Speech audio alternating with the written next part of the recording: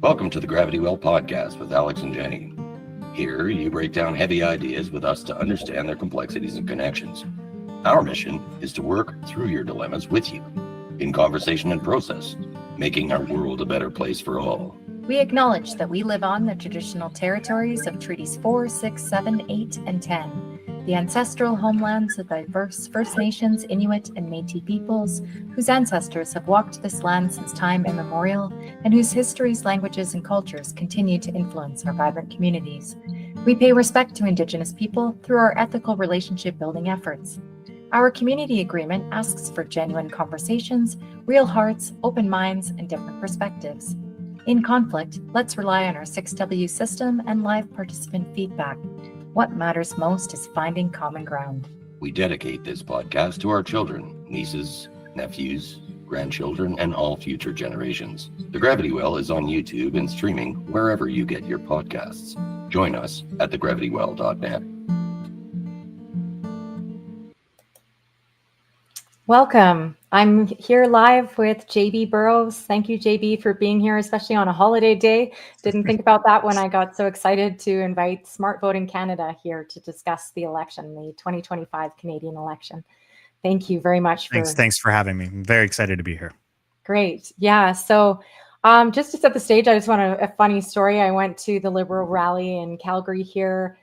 Cut the line because it was a huge lineup. I was really surprised and impressed to see how many progressive people were out in Calgary at the Stampede grounds to meet Prime Minister Carney. And these lovely ladies standing behind us, we asked them, do you mind if we hop in? And one said she was working, and we got talking. So a friend of mine, Claire Kratz, who's been on the show before as a guest, her and I were just discussing, she lives in a riding that has two strong progressive candidates, I should say. Full disclosure, I am a progressive. I am someone who's looking to help us move.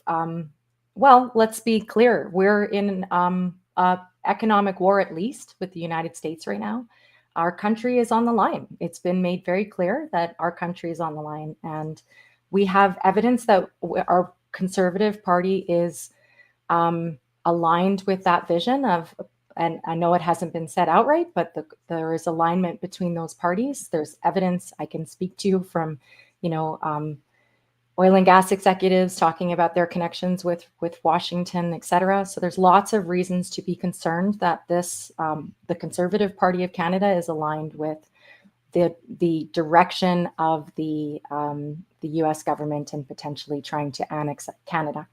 So to me, that's what's on the line. I'm a geophysicist by background, became a liability expert in the oil and gas industry, and want us to follow the laws of the land. So, and Canada is my home. Obviously, I'm a very proud Albertan.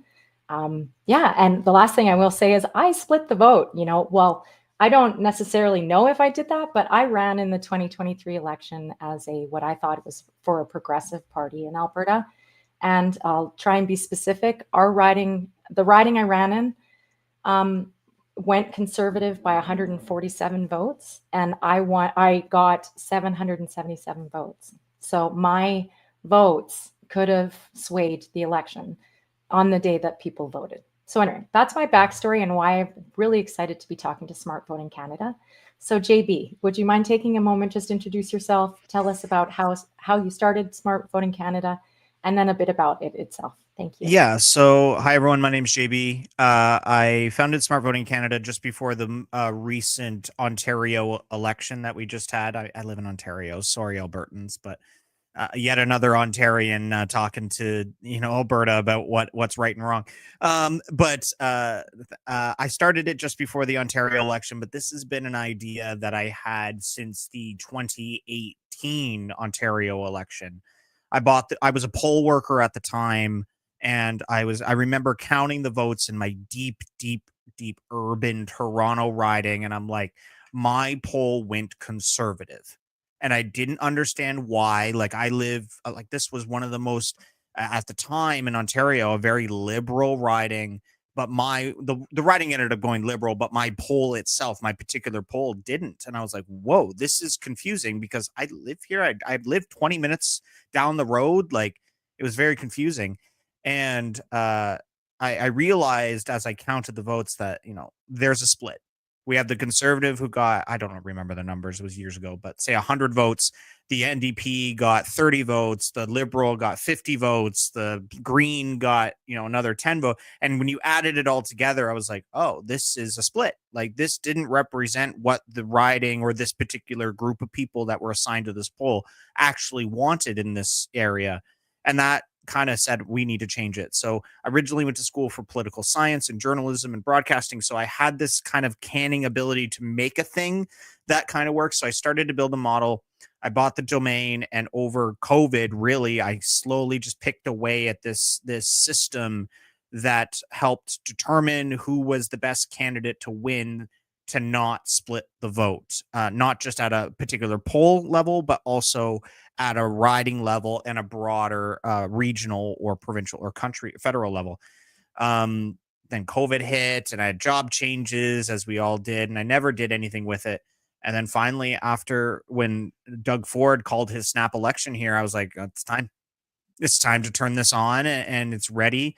I was secretly testing it during the last BC election, the Saskatchewan election, the New Brunswick election, and the Nova Scotia election. And we got our accuracy, or I got my accuracy in the predictions almost as high as 98% in some cases. I got the Saskatchewan election bang on. I didn't get a riding wrong. So what that tells me is that the model and the algorithm that I was building over the years and fine-tuned to get even more accurate was ready. And in the Ontario election that we just had, we boasted about a 95% accuracy for the predictions that we have. And why that matters is because if we have a good accuracy, then we feel confident in the predictions we make to not split the vote, because we know the numbers are good, and that makes more of an impact in actually rallying people and stopping people, because they see, hey, smart voting was right, and we flipped this riding away from the Conservatives. We stopped the Conservatives from winning 12 ridings in Ontario in the last election because of strategic voting. Huge win for us in just 20-something days of popping this thing up. And now the federal election's here. We have almost 10 million hits on the website since the start of the election across this country. That's not unique people, but that's just how many visits we've had to the site, all in Canada. We sold about 500 to 600 lawn signs skittled across this country. The response has been absolutely astonishing. Like, it not... I was happy if like 1,000 people went to the site and said, hey, this is really cool, JB, but like this many people is like blowing my mind. And now we got an amazing team of volunteers, 12 volunteers, bipartisan, from former Conservatives to Liberals to New Democrats to Greens, all getting together and with this common goal to give us true electoral reform, stop splitting the vote, and let's not be like the states. Cool. Like, can we agree on that? Like, that's kind of the main point here, right? Yeah. Is preventing this thing. So. Right. I mean, we're seeing how unsuccessful that's going in the United States right now for everyone. Let's be clear. This isn't not going great. Yeah, it's not going great. Yeah. So I just want to reiterate a couple things. So you've tested this thing. You started it in COVID. Did you get a chance to test it at all in the 2021 election? I was just curious. I did, but more that was... We'll get into it, I think, but the challenge with doing this kind of thing is you have to make a prediction at a riding level when you don't necessarily have data from the riding. So I ran into this issue in 2021 federally, where I was building out the model and I could make the predictions, but I'm like, I don't trust this because this is off of some national poll and they only got 200 people in this riding. So I really needed to take the time to hone in the model a bit and work the code to accommodate for these regional sways. And I'll be honest, in 2021, I still have the sheet somewhere deep in my drive, but I biffed it. Like, there was just like, I was wrong, like, across the country. And it was because I didn't have demographic data factored in, which was a big, big factor. And I spoke with a couple friends who also know how to build these things out, and we all suggested and agreed that what we needed to do was we needed to take these polls that we get from the national level, which inside the national poll, there's regional polls. So we know how many people in Alberta answered the poll. But what pollsters have started to do is give us demographics inside of that. So we know how much 18 to 35-year-old males answered the poll, and 65 plus women, and what their income levels are, and what their employment status sometimes is. We even sometimes get raw postal code demographic data. So we know that this is from this, T4A postal code or whatever, right? Right. With that, we can then take existing demographic data from Statistics Canada, do some math, and figure out, oh, well, we know 18 to 35-year-olds in Alberta are leaning this way, and this riding has this many 18 to 35-year-olds, so we're able to kind of apply some math to that and get our predictions. And that was the secret sauce. That's what really honed in on that accuracy. So Great. Yeah, thank you. And yes, we are going to get into that a little bit more. So yeah, you've tested this at a provincial level. You saw almost 98% comparison to the Saskatchewan outcome, which I'm very interested to hear more about. Okay, what I'd like to get into now, if you don't mind, is, I brought up my concern. And so can you help me? You said that you swayed, for example, I think you said 12 ridings Yes. in the Ontario election. Can you talk about the concern, the vote splitting concern, and how you predicted this change in those ridings, for example? Yeah. So the vote splitting, for those who are unaware, is not unique to Canada. It's a issue that happens around this world in democracies, where you have ideological parties that overpopulate, so to speak, in a certain way. In Canada, if we remember back to those who are old enough, back in the 90s, the Conservatives were severed. There was the Reform Party, there was the Progressive Conservative Party, and they were splitting the vote on the Conservative side. And there was, the Jean Chrétien era, the Conservatives were not around. They were just this distant party that didn't exist. And Reform was this pesky party in the West that was just kind of causing issues. And they merged famously and formed the modern day Conservative Party that we know today. And in Under Canada, Stephen Harper, right? I think Harper was the orchestrator of a lot of that merging, and that's ultimately why he became the leader.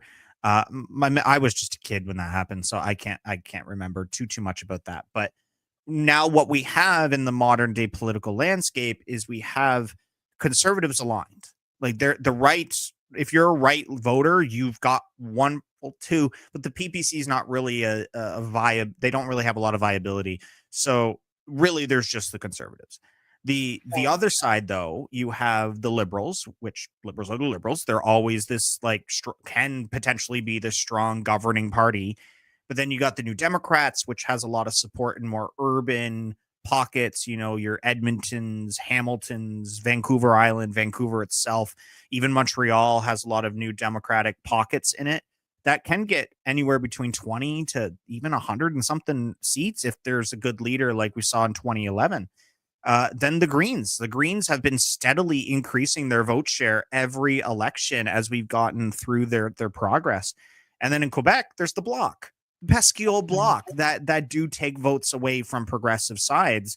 So depending on where you live, you have a lot of choices on the left, and voting for one or the other is not necessarily a bad thing. Like, I don't shame liberal voters as a New Democratic voter myself. I don't shame Green voters if that's the way you want to go. It's just there is a split. And when we look at the current projections on smart voting, there are 34 ridings as we speak that in this country that if they aligned and picked one candidate, the Conservative wouldn't win because there's just not enough votes for the Conservatives in there. But the left is splitting. And we're seeing a really, really noticeable issue with that on Vancouver Island, and it's a three-way split between the Greens, the New Democrats, and the Liberals. Edmonton is another one. Edmonton's just like divided like crazy right now. Well, and I'd like to speak a bit about Calgary too, because that's where I am, of course. But yes, I looked at the results from the BC election because I was very intrigued because people were saying, oh, it's very conservative there. But no, the reason why the Conservatives won in a lot of cases is because of this vote splitting that you're describing, or at least that's how I interpreted the data.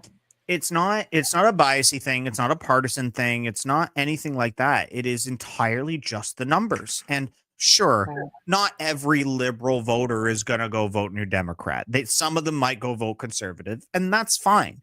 Not every New Democratic voter is going to vote liberal. We're not asking for, like, I'll use Calgary Center, for instance, as an example. We currently have the Liberals leading with 45% of the vote there. The Conservatives also have 45%. And the New Democrats are sitting with 6, and the Greens have 2. So that is a situation that we don't need all 6% of those New Democratic voters to go vote liberal. We just need 2% of that to understand the assignment here, that this will unseat a conservative and take a win for the liberals. Yes, not great if you are a New Democratic voter, you kind of swallow your pride there. But So what's let's worse? see. What's Yeah, worse? well, this is where I have to be honest with you. So two things. I know the NDP candidate in that riding. So his name's Beau Shaw. Mhm. I've known him for at least a year now. He's a very strong, uh, social justice leader in this city. And so I really am doubtful that those numbers make sense from somebody who knows a bit about Bo and knows a bit about the community. So can you Sure. help us understand, is that one of those ridings that you have specific numbers for, or is it a projection based on national polls? And the last So thing I'll offer you sure. is just in the same vein, is that it's my understanding that Alberta specifically is not polled as much as other areas in the country. Again, this is my ignorant question, but if you can just help Mhm. me understand those two things. Thank you. Yeah, so the thing we need to remember, that if you live in an urban center, you're going to get a lot of polls. That's just the reality of it. It's more of a conversation if we were to talk about, like, Yellowhead or these really, like, rural ridings, even in Alberta, even in Ontario. The rural ridings don't get a lot of love. So it is hard to make those projections or have a lot of confidence behind those projections. But in Calgary, Edmonton, Vancouver, Toronto, Montreal, like all these bigger cities, we do get a lot of regionalized data, and we do actually get pretty specific data. So we got a Nanos poll today, just about an hour or two before we started Awesome. doing this, and they have the Liberals at 45% and the Conservatives at 37% nationally. But when I break that down, I have Alberta data, and I have the Liberals in Alberta at 30% of the votes. Conservatives at 56. That's not a surprise. That's just pretty general for Alberta, but that's Alberta. Like, that is people from Alberta answering this poll. And I'm sure this is just a summary that I'm looking at, but I'm sure if I even go into the actual PDF that's probably sitting somewhere in my email, I would get a lot more regionalized. And I bet you dime to dollar that there is some Calgary data in there that I could extract. And then this is where weighting comes in. This is where our algorithm applies, because one of the things that we do, and this is where actually AI is actually a really helpful tool, is I can give all of this data to an AI model and say, run what we call a Monte Carlo simulation. And a Monte Carlo simulation, it's very complicated to break down, but essentially it takes this data, you tell it, this is the party, this is where voters in this party will typically sway, this is the margin of errors, blah, blah, blah, blah, blah. Simulate 1,000 elections and let me know what you got, right? And I can sit there and watch it just spit out these numbers, right? And it accounts for human fluctuations. It accounts for voter turnout issues. It accounts for historical voting records, demographic data. All of this stuff is factored in. And Monte Carlo models are widely used. It is the standard simulation when simulating elections, because they are pretty good at getting it. They've gotten really, really good at doing it. And these AI models just get smarter and smarter and smarter with the more data that I feed this thing. It's understanding better. And this is what I tell people is, when we first started it, when we launched the federal model and the numbers were all over the place and people are emailing us, there's no way there's this much liberal support in this riding. And now they're seeing the election play out, and we're seeing less and less in that, because people are talking in their communities and saying, yes, there is this support. We've gotten apology emails from people being like, I thought you were wrong, but now I'm starting to see that you are probably tapped into this. So not to toot my own horn, but like we've gotten data from Calgary to answer your Right. question. I can't speak to That's this poll fantastic. directly, but yeah. Yeah. Okay. Well, yeah, thank you for that clarity. Because and I was mentioning offline Lisa, who is speaks on political issues in Calgary for us, was describing some of the close ridings, the ones that have this potential opportunity to be strategic. The couple in Mhm. Edmonton, Greasepaw, and us.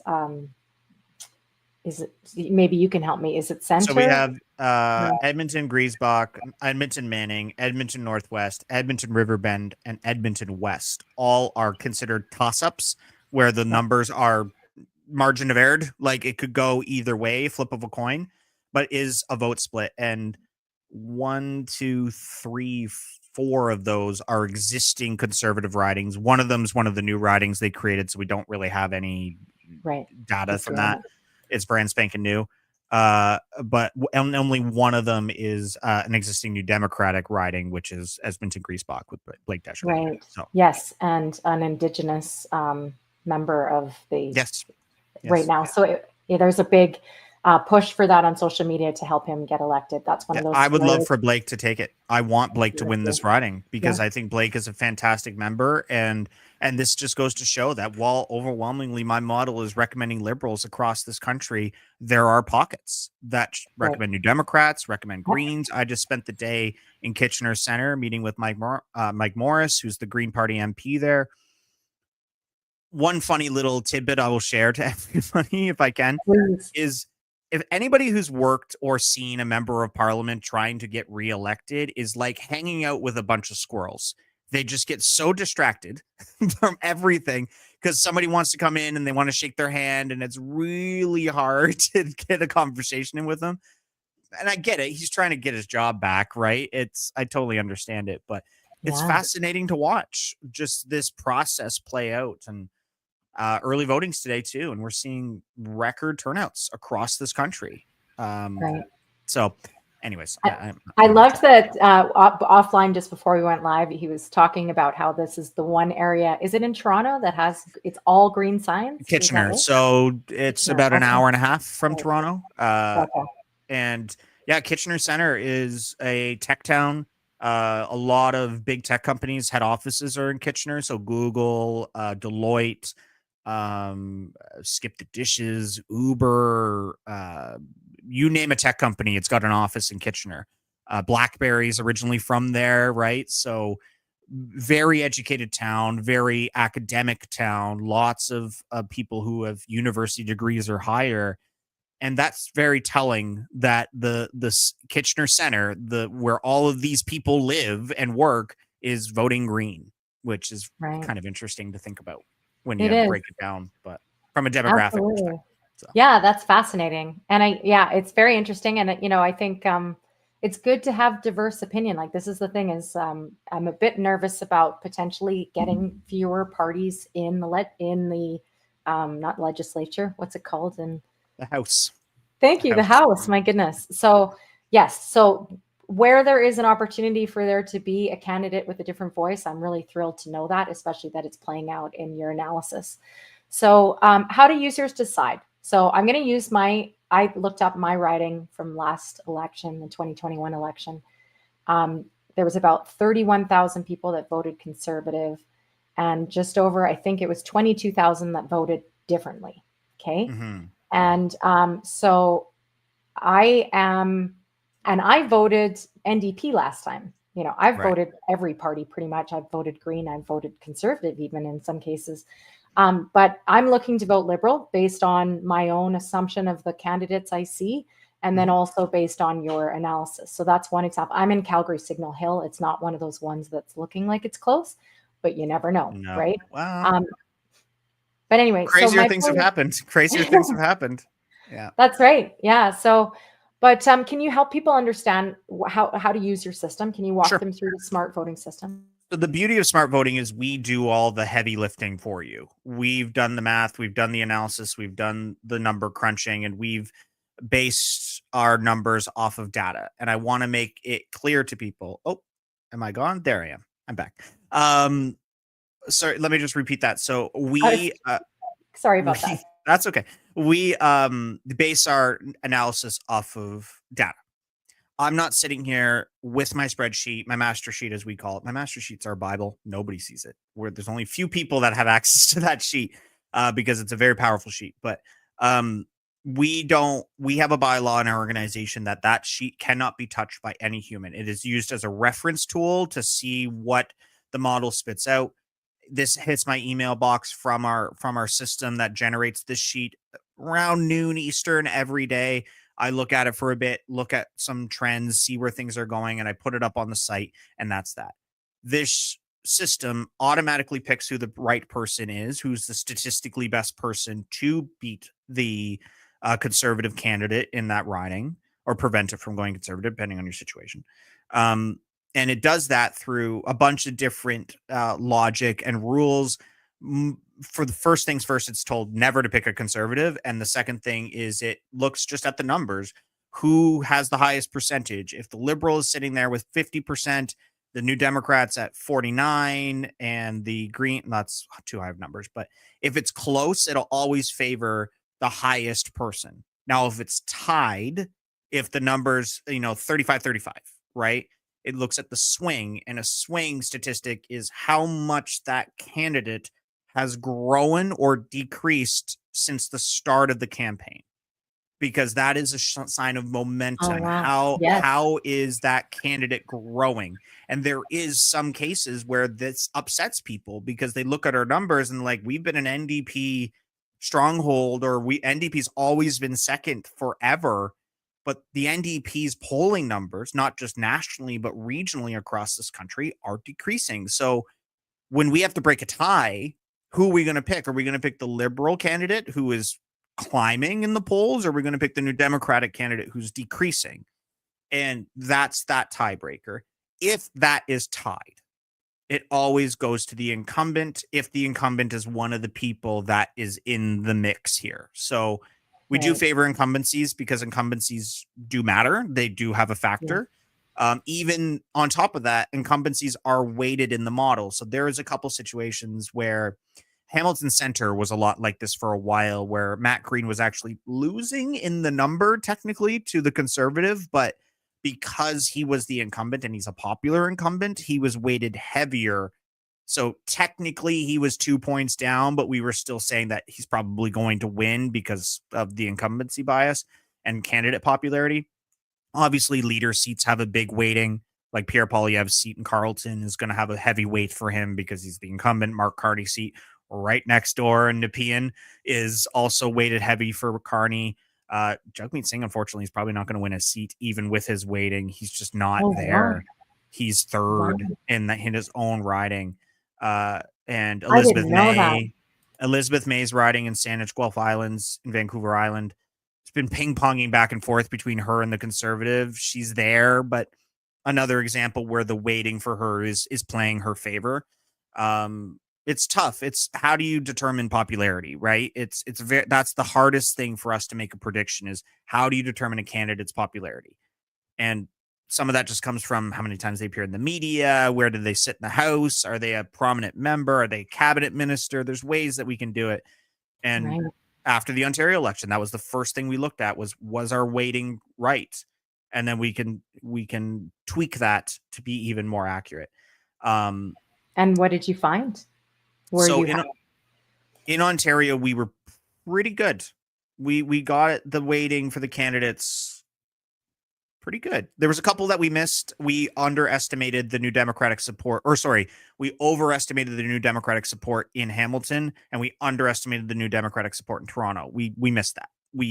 It was just a shift in the wrong direction that we couldn't capture, but we were still 95% accurate across the province. So we're gonna miss, and that's just the reality of it, right? When you're dealing with data and numbers.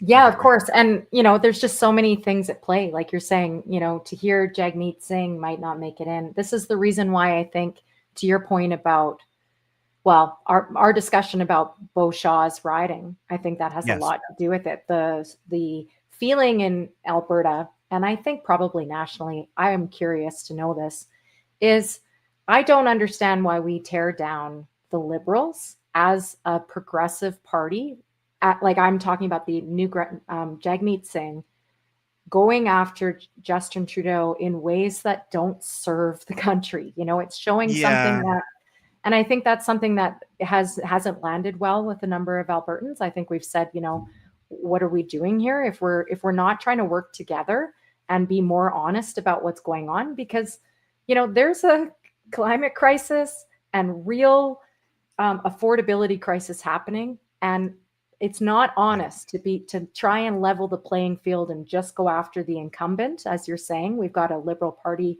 I appreciate they don't want to lose their seats, and that's where it's coming from.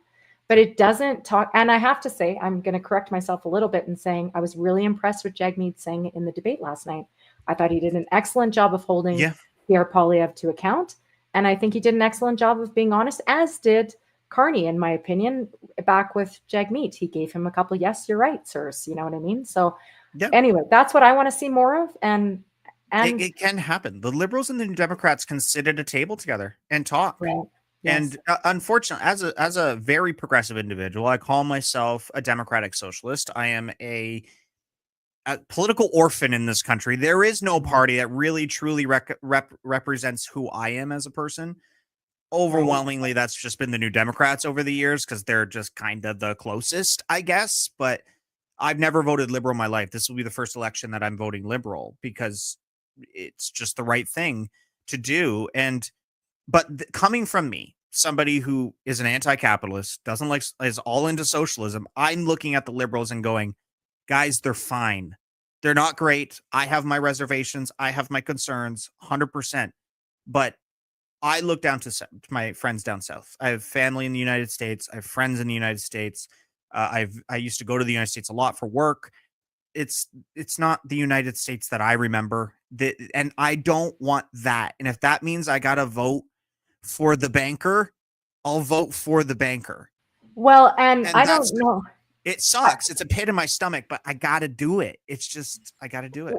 Yes. And the reality is it is an economic thing too, right? So if we want to simplify it to an economic discussion, this is somebody with merit who works in as he said last night, the EU and China are our biggest purchasers of of Canadian exports. Yes. And they want carbon. They want to address climate.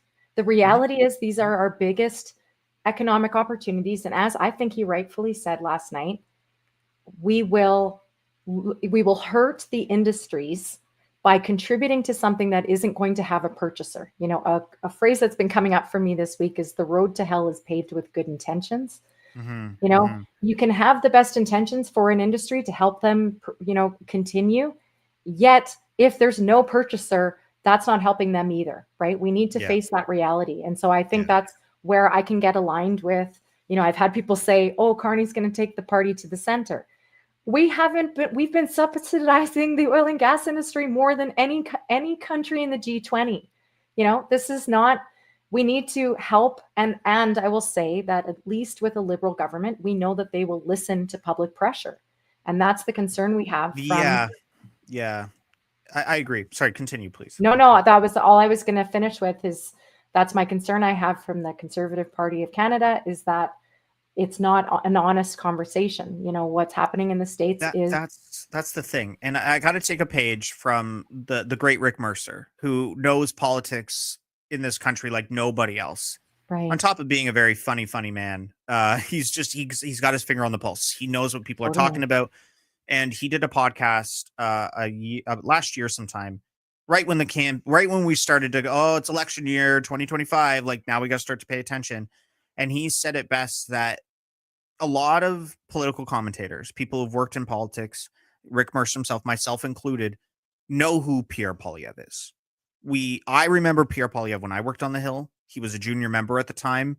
He was just, I hate to say this, and I'm not trying to slander the guy. He was the asshole. He was the jerk. Like everyone thought he was. Like that was what his perception was on the Hill. So when he became leader and progressed up, I'm like, who? That guy? Really? Like I knew who Pierre Poilievre was. But a lot of Canada was kicking the tires on Pierre Poilievre. They were like, who's this guy? he's kind of saying things that I like to hear. Carney wasn't in the picture yet, or at least formally in the picture yet. Trudeau was weaning in popularity day by day by day. He just kept shedding away people supporting him. But then when an adult showed up in the room, and that's Mark Carney, people were like, well, I like what that guy's saying. He's saying a lot more smarter things. Yes. Right. And he has a resume. He has a track record. We're dealing with some things right now with our former ally, as I say, to the south. And I'm sorry, I'm perfectly content putting the guy at the table that dealt with Brexit and dealt with the 2008 financial crisis right now. I'm not saying let's do this again in 2029, right? But I'm saying right now, I think this is the right move. That's my personal opinion. That's right. Yeah. Like, this is somebody who is qualified. If the argument was, and it was strong here, that Justin Trudeau wasn't qualified, this is somebody who is qualified. And I would say there's no other candidate that is more qualified to lead our country right now. And I'm really grateful for those alliances that he made in the EU and his understanding of the situation, you know. So that being said, there is pressure from outside that is not necessarily being honest. And so we have to make sure that we support him as the public and uphold the reality of the situation that we're in and expect more from our leaders at the same time. I also want to make it clear from a smart voting perspective, though, I'm not overwhelmingly endorsing Liberals here. I'm endorsing strategically voting because, like we've discussed already, there are some ridings that the Liberals are not the choice. Let's be specific. Since we have a little time, JB, would you mind walking through Alberta? Just talk through the ones that are close and where their leanings go. Yeah, so let me sort this by vote splitting. 1 second. So in Alberta, there is 1, 2, 3, 4, 5, 6, 7 ridings that are vote split. Of those, none of them are strongholds for the Conservatives. They're all either toss-ups or leans for the Conservatives, or just a general toss-up. Overwhelmingly, we're recommending Liberals. Edmonton West, we're recommending the Liberals. Riverbend, Northwest, Manning are all recommended Liberals. Edmonton Griesbach, we're recommending the New Democrats. And in Calgary Crowfoot and Calgary Center, we're recommending the Liberals. These are based off of the numbers we have. A lot of them are being broken ties by the swings. The swing is just better for the Liberals than it is for the New Democrats. So that's that. And I want to make it clear that could change by voting day. That could shift, right? So we are encouraging people to keep checking. If you're standing in line to go vote this weekend, before you step foot inside that polling place, check your phone, go to smart voting. It auto reads your location so you can know exactly where you are, and it'll tell you who's the best person in that very second. Like, who is this? Because I would feel terrible if somebody early voted and then the recommendation changed, but that's a reality that could happen, right? Yeah. So are you seeing some movement in Alberta? Like, I am curious now that you talk about that you have the capability of seeing the swings. So let me sort this by Alberta just real quick. Just give me 2 seconds and I will put that filter on. Sorry, this is a massive sheet. So every time I click something, it's like it's gotta think for a hot minute. Alberta. Oops, sorry. Okay, so in Alberta, just taking a look at the swings, the Liberals are overwhelmingly in a positive swing. So there is a couple ridings where they're negative, but only -1 or flat at 0. But in Edmonton, Manning, the Liberals have gained 6 points since the start of the election. Wow. Calgary, Minipur, which is going to go Conservative, is they've gained 5 points. Still, that's big for an area in the south of Calgary. That's Edmonton Riverbend has gained 5 points. Edmonton West is 2. Calgary Shepherd and Nose Hill both gained 4. Calgary Confederation have gained 4. So there is noticeable gains for the Liberals in Alberta. But when I swing over to the New Democrats, it's overwhelmingly negative. Like, it's negative everything. The only person that's holding strong is Blake at Edmonton Griesbach. He's flat at 0. He hasn't moved. He's stayed firm at 34. Even Heather McPherson is down a couple points in her riding in Edmonton Wow. Strathcona. But that's when you would recommend. Heather's going to win. Heather's going to win her riding. Okay, great. Yeah. There's no worries there. I And see. maybe that's why she's down a point, because people are feeling comfortable maybe voting Liberal or voting Green or whatever, right? The New Democrats are going to win. But like down in up in Sherwood Park, NDP's down 5 points. Edmonton Center, they're down 5 points. Calgary Heritage, they're down 5 points. The New Democrats fielded a candidate in every riding in Alberta. Shout out to them. But poor old Ponoka, the most conservative riding in the country, I might add, the Conservatives are going to win this riding by 82%. In the Liberal, Ponoka? Didsbury, the Conservatives are slated to get 82% of the vote. Wow. They have a Conservative candidate, a New Democratic candidate, and a PPC candidate, and the PPC is second. Like, it is. Wow. This is a conservative area that the Liberals didn't even put a candidate there. They were like, no point spending the money, finding somebody, didn't even parachute somebody in. Just, it's the only place they're not running a candidate in the country is Ponoka.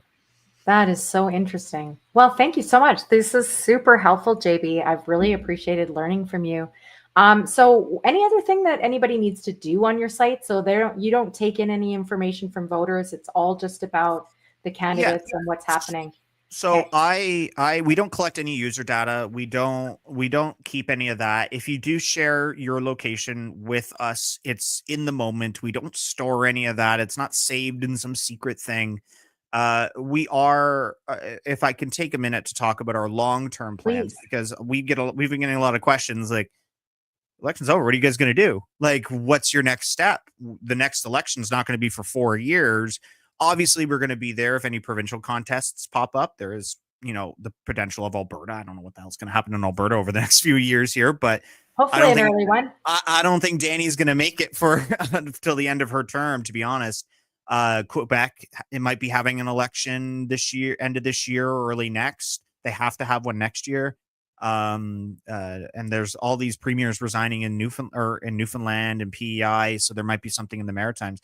But what we're going to be using smart voting for is an education tool. We're going to start to talk about civic engagement and what is voting, how do we vote, what is electoral reform, what do we want in our mission, and hammer down on getting people more educated on this thing called voting and elections and our parliament and that system. But the other thing we are going to start to do is we're going to start to do our own polling. So we have already started the process to register as a pollster in this country. And we are going to be building out an application that will live on people's phones. Then we will then have to collect user data and put that in. But it's all going to be consent-based. You opt into this kind of stuff. Right. And if you're willing to share, we'll take like how much money you make, what's your postal code, stuff like that. And our intention with polling is to solve that problem we started off with, where how do we get regional polling? And our vision is, if I have the ability to push a button on a system and it push notifies everybody who lives or is currently standing in a certain geolocation, because we would be able to see that, I can do a targeted poll in an area that might be topical. I desperately want targeted polling out of Hamilton, steel town, heavily affected by the steel and aluminum tariffs. Kidding. I want to know what Hamilton is thinking. And we have nothing. Kidding. Not a cricket of polls coming from that area. And me, as a data nerd, I'm like, they have tariffs on their stuff right now. No and kidding. People are losing their jobs in that town on temporary layoffs. I want to poll there. I want to poll Oshawa when a bunch of auto workers just got laid off. I want to talk to them. I want to talk to New Brunswick and the fisheries who are now getting tariffed from a lot of stuff. Well, and oil and gas has been tariffed 10% as well. Right, so people aren't talking about this. There's a lot of stress in the industry. My son is actually looking to be a welder. And, their job search is nil right now. Right. For him. And that's why I want to pull Grand Prairie and I want to pull Fort Mac. I know it's going to be conservative, but I want to see if there's a story there of shedding votes to Liberals for the first time. I have a friend who lives in Grand Prairie. And they told me they're seeing not a lot, but more red signs than they Same with typically here. see. Yeah. And these big pollsters, and I have mad respect for all of them. They do good work. They mean well. They're doing what they need to do, but they don't regionalize it because they just don't have the technology and resources to do it. So what smart voting is going to do is use technology in our favor and get this data into the ether and say, we're not going to do national polls. We're going to do targeted regional polls, topical, based off of what's currently going on in Canada and in the world. And I think that's Fantastic. going to be very valuable data for people. It's really going to paint a good picture. And that's what our mission and our goal is, on top of trying to get true electoral reform in this country, but to give people data that they need to see. So, yeah, and we need electoral reform. I'm just adding a question that was asked here. Apparently not a lot of younger generation in the early voting turnout. Yeah, great point. So can you speak to that, please? If I may, because I trucked my butt over to my early voting location today. I didn't vote today. I vote on election day. I make it a thing. I bring the kids. We make it this whole thing because my parents dragged me to polls when I was a kid, and I really actually enjoyed that. And that's what actually got me really engaged in politics. I digress. But I went there and I talked to the wonderful poll worker, nice old lady. She said to me, I asked her, I have to identify myself as a registered person with Elections Canada. And I said, can I ask you what's turnout been like? I live in a rural urban town north of Toronto. We're considered GTA, but it's conservative, like thick and thin.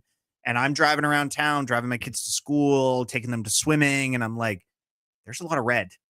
There's a lot of red, and I've never seen this much red in this town. And our MP is a conservative, and if Pierre was to win, will probably become a cabinet minister. Like, he's in that caliber, very popular. Wow. And I said to her, I was like, I'm looking at the line, and it's lined up around the corner, out the door. And I'm like, and it's young people. Like, it is young people. And I'm like, what's turnout been like? And she's like, I've worked polls for the last 20 years in this town, early and on election day. She's never seen it this busy. I spent the morning down in Kitchener Center, like I said, and we went to a early polling center there. Very young town in general, right? And young talent lined up at the door and around the corner. All young people and families with their kids. And it gave me sort of hope that the youth are going to turn out this election. And I think it's because of, as you said, young people are having a hard time finding jobs. There's this uncertainty of building homes, and when am I going to get into home ownership? Am I going to be even able to pay off my student loans when I get out of university? We've seen campus turnout to be higher than ever right now. So I would challenge, maybe in certain regions, we're not seeing youth turnout very high, but in the GTA, which, sorry, Alberta, we got the most seats. Okay. Like we Ontario is just 124 seats. I can't control that. Right. We are seeing a lot of engagement. I've never seen this many lawn signs in the GTA at all. And I've lived here for decades. And one more point I will say is, back in my hometown up in Ottawa, where the two leaders are running, Carleton and in Nepean, I was talking to my friend who lives in Pierre's running in Carleton, and he told me, he's like, I've never seen this town this politically engaged. And this is Ottawa. This is the capital, politically engaged town as it is.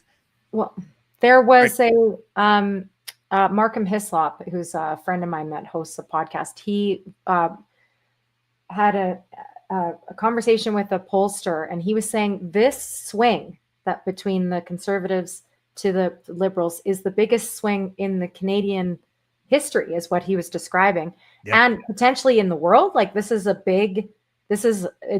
never been seen before, the swing that we've witnessed. This election, regardless of what happens, who wins, is going to be written in papers. It's going to be studied by academia. There's going to be books written about this thing. Mark my words, because once this is over and the numbers are out there, I'm sure every political science class across this great country is going to be heavily analyzing every point of this.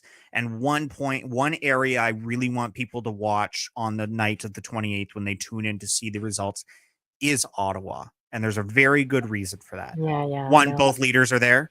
Two, this is the first federal election since the convoy. And right. let me tell you something, as somebody who's from that town, who has people personally affected by what the convoy did, the wounds are still open. Yeah. And the people of Ottawa want revenge. They're like, I didn't like this. No kidding. And well, it was criminal. Let's be honest. It was criminal. I didn't tell people this, but I covered the convoy quite heavily on my social channels because I have a channel that I post stuff on.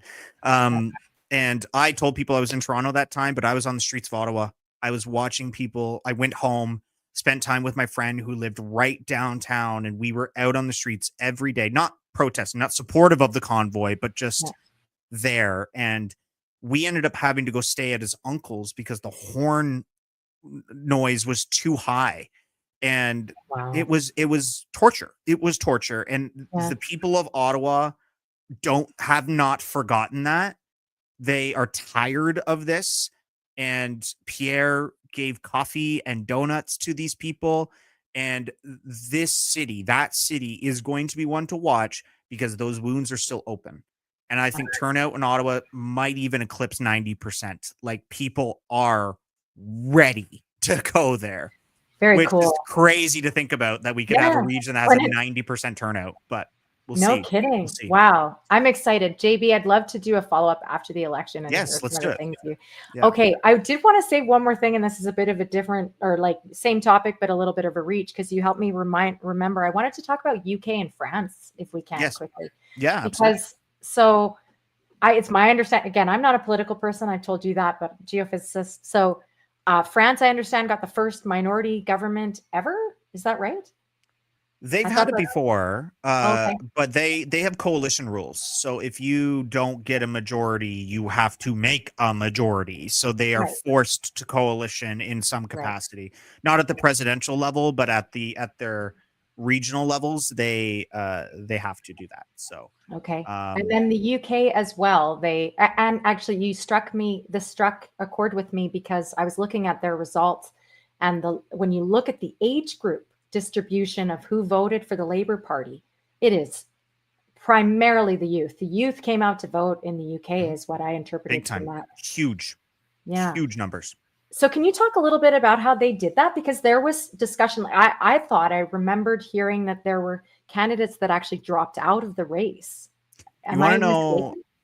This is gonna sound very full circle, but you want to know how the UK had such a high youth turnout? They had a conversation on strategic voting. Wow. They were, and not. There's been a lot of academics in this country that have spoken out against what we're doing and the work that we're putting out. They say strategic voting doesn't work, and I always rebuttal. Well, let's talk about the last UK election, an election where the Conservatives were in power for, in my opinion, way too long. Then you had the Reform Party that was being pesky and annoying and potentially could take some seats. And the Social Democrats, which is like their NDP, their Greens, and their Labour Party, basically didn't formally sit down and make an agreement, but there was an unofficial agreement between voters that if the Labour is supposed to win in your riding, vote Labour. If the Social Dems are supposed to win in your riding, vote Soc Dem. For the Greens, vote Green. That was the understanding, and the youth understood that assignment, and they showed up.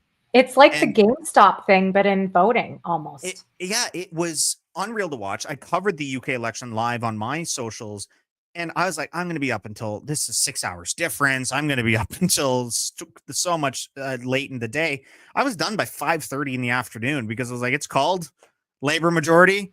Wow. I can go to bed. I can go about with my day because it was just this consensus, and I'm hopeful, cautiously optimistic, I think is the better word, that's going to be the case next week.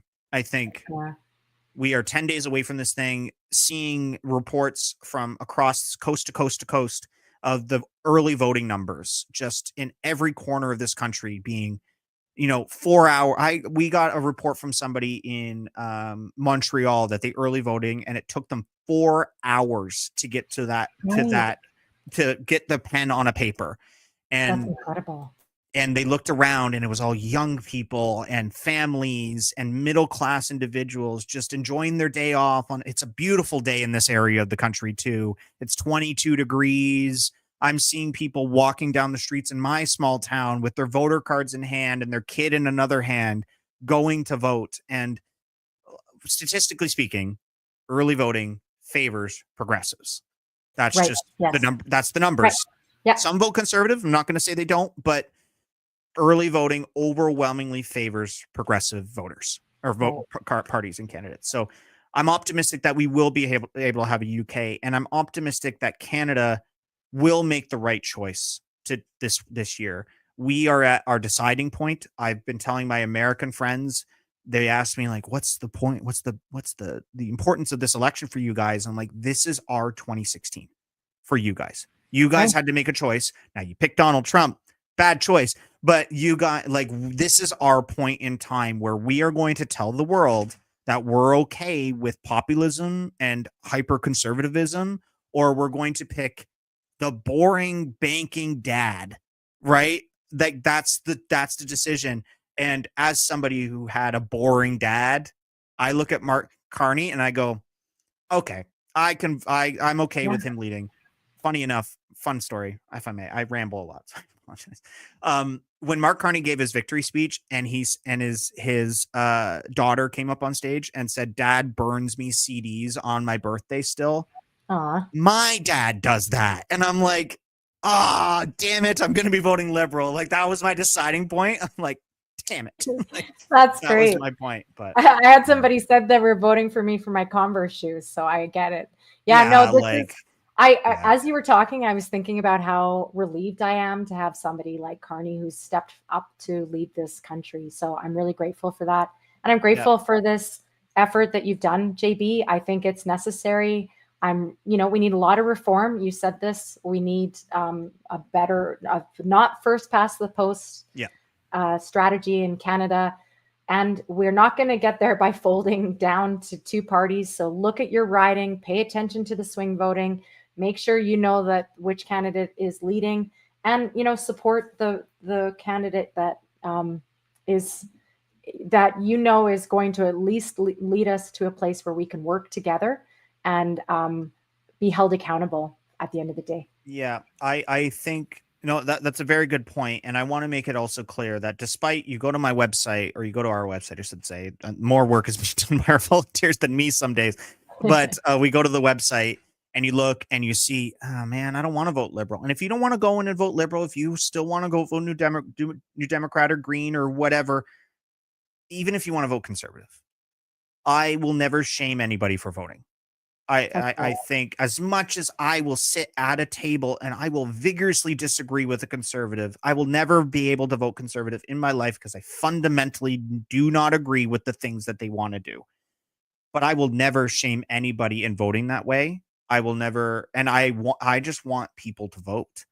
And I want us to be able to vote in a system that is fair, that represents everybody. And I dream of a day that I can hit that big red button and just turn smart voting off forever, where we don't have to do this. We can just go and vote for who we want to go vote for. And people like you, Jenny, can go run as a candidate for the first time and maybe not win, or maybe you do win. And it's a really cool story. And that's what I want in this country. And that's ultimately what smart voting is for. Not to stick it to the conservatives. It's just, we need to do it. We need a better system.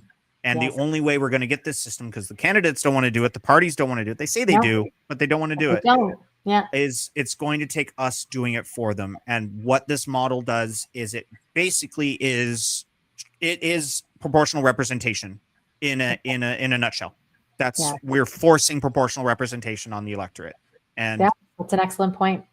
Well, thank you very much for this work and for your time today, especially that it's a holiday. I appreciate it so much. Hope you have a great rest of your long weekend, and we'll chat after the election. Good luck. Yes, See you on let's the do other it. side. Okay, take care for now.